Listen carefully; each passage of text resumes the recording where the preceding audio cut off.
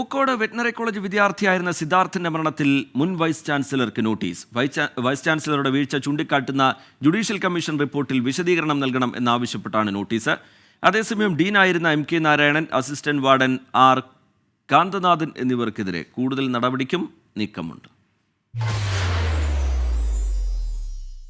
JS സിദ്ധാർത്ഥന്റെ മരണവുമായി ബന്ധപ്പെട്ട chancellor കൂടിയായ ഗവർണർ ആരിഫ് മുഹമ്മദ് ഖാൻ നിയോഗിച്ച ജുഡീഷ്യൽ കമ്മീഷൻ റിപ്പോർട്ട് കൈമാറിയിരുന്നു.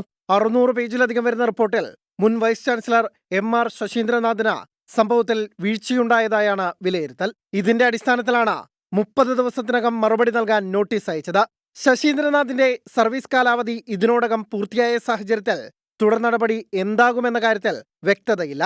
അതേസമയം Dean MK Narayanan, assistant warden R Kanthanathan എന്നിവർക്കും ഗുരുതര വീഴ്ചയുണ്ടായതായും റിപ്പോർട്ടിൽ പറയുന്നു. ഇരുവരും നിലവിൽ സസ്പെൻഷനിലാണ്. വിഷയം മാനേജ്മെന്റ് കൗൺസിൽ ചർച്ച ചെയ്ത എന്ത് നടപടിയെടുത്തുവെന്ന് 45 ദിവസത്തിനകം അറിയിക്കാനാണ് നിലവിലെ വൈസ് ചാൻസലർ KS അനിലിന് നൽകിയ നിർദ്ദേശം. ഗവർണറുടെ നിലപാടിൽ സന്തോഷമുണ്ടെന്ന് കുടുംബം പ്രതികരിച്ചു. ബഹുമാനപ്പെട്ട ഗവർണർ സാറിന്റെ ഒരു നേതൃത്വം അല്ലെങ്കിൽ അദ്ദേഹത്തിന്റെ ഒരു പ്രവർത്തനം ഞങ്ങളുടെ കൂടെ ഉണ്ട് എന്നുള്ളതിനൊരു തെളിവാണ്. ഡീനിന്റെയും അസിസ്റ്റന്റ് വാർഡന്റെയും വാദം കേൾക്കാനായി ഹിയറിംഗിന് ബോർഡ് ഓഫ് കൗൺസിൽ നിർദ്ദേശം നൽകിയിട്ടുണ്ട്. ഗവർണറുടെ നോട്ടീസിന്മേൽ നടപടിയെടുക്കാൻ 4 അംഗ സമിതിയെയും ചുമതലപ്പെടുത്തി.